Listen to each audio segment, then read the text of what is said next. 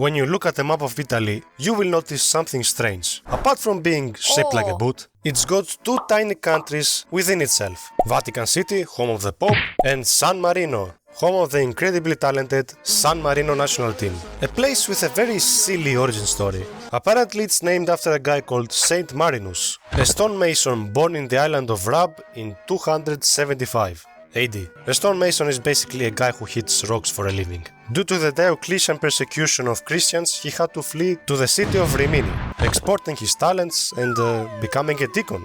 Oh, what's that? It's an insane woman claiming Marinus is her estranged husband. My man doesn't have any time to deal with women. So in 301, he flees to nearby Monte Titano, establishing a monastery and becoming a hermit. Other people avoiding persecution started flocking here for protection. Eventually the community grew, it got recognized by the Pope, it gained more land, thus becoming what we now know as San Marino, technically speaking the oldest country in the world, with the oldest constitutions in the world, only ever being conquered briefly on 3 separate occasions. In 1503 by Cesare Borgia, this count from Assassin's Creed Brotherhood, son of Pope Alexander VI, who died in the same year, and his successor as Pope politely asked Cesare to leave.